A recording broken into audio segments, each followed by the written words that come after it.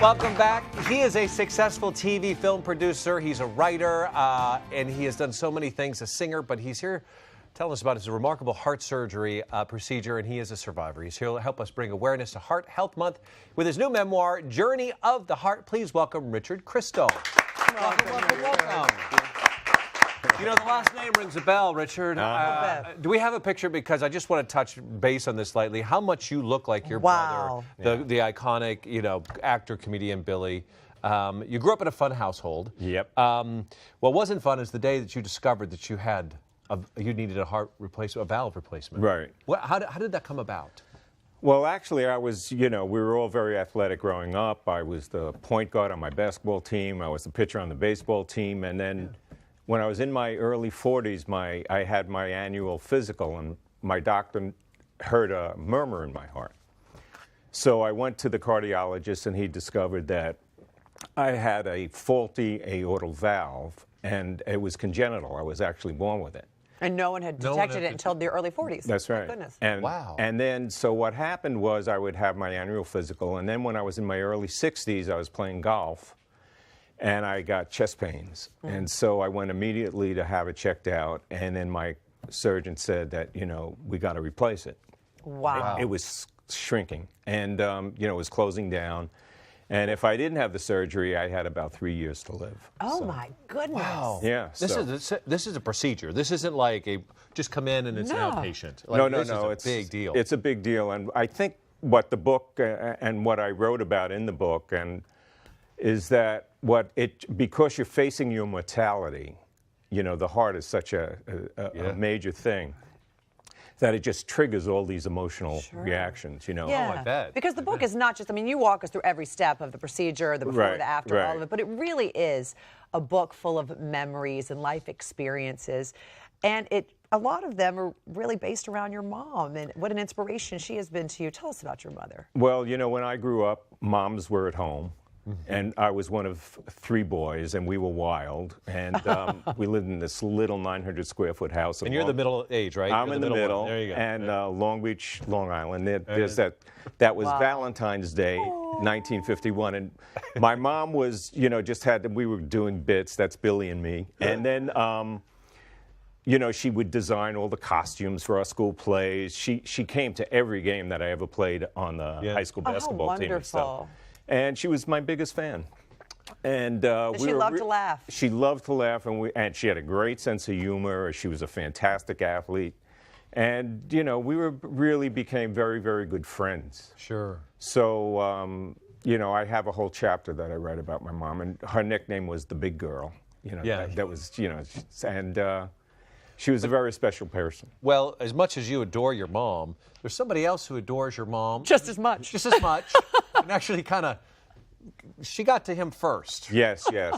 Well, you're talking about Kareem Abdul-Jabbar. Yeah. You wrote the forward to your book, right? Yes. Yeah. Kareem had quadruple bypass a few years ago. And so when I was told that the book had sold and they were going to publish it, he was the person that I wanted to write the forward, and he was, But how did Mom? Was she on this pickup basketball league? So in 1965, Kareem was the #1 high school player in the country. He played at Powell Memorial High School in New York, and his name was Lou Alcindor at that time. He had become very good friends with a friend of our family who lived in Long Beach, Long Island, where we grew up. So that summer, he brought Lou out to meet us and, to hang out in Long Beach. And, it's a beautiful beach, and it's a great basketball game that was played at the schoolyards there. So anyway, our friend Neil brings Lou to our house, and we weren't home for some reason. There were no cell phones to check and stuff like that. Knocks on the door. My mom answers the door, and there's this guy, 7'2". So anyway, they just hit it off. Oh, my gosh. So many years later, when I moved to Los Angeles, he became, the center for the Lakers. Yeah. And it ended up that our kids were in the same class at school. Oh, my goodness. Of all of Los Angeles? Of all of Los Well, that Angeles. was meant to be. Yeah. So my goodness. we met again at a parents' conference, and we became, dear friends. And then he asked me to produce his life story for the NBA when he retired.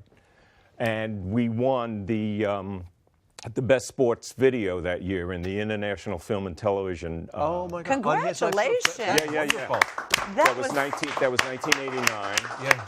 And then a few years later, we stay in touch, and so he called me to see how I was doing and everything, and I said, so what's going on? I said, hey, my mom says hello, she's in town, and he said, I'm coming over, I got to see her.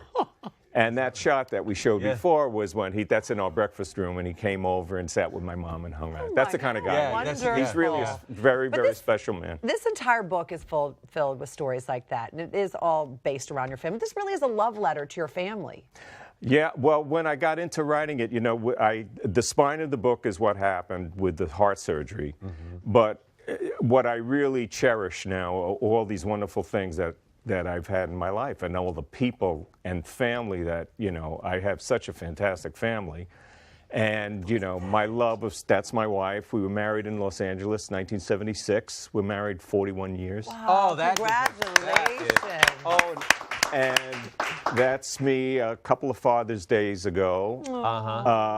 That's my son-in-law, Lee, and my grandson, Max, who was just born, and my granddaughter, Coco, who is now 6.5, and Max is 2.5. Oh, cute. And, I just celebrated my 9th anniversary since the surgery, and I wouldn't have known those two little people. That's right. That's right. So it's, I'm a very lucky guy. Well, thank you for helping us celebrate and bring awareness to Heart Health Month for February. And, your journey is just remarkable. And the book, by the way, full of wonderful stories and photos. Journey of the Heart is the name of it.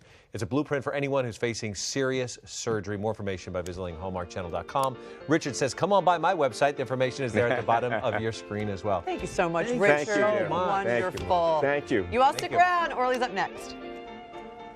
If you have a pint-sized fashion lover in the family, I have a fantastic DIY for you coming up next. Don't go anywhere.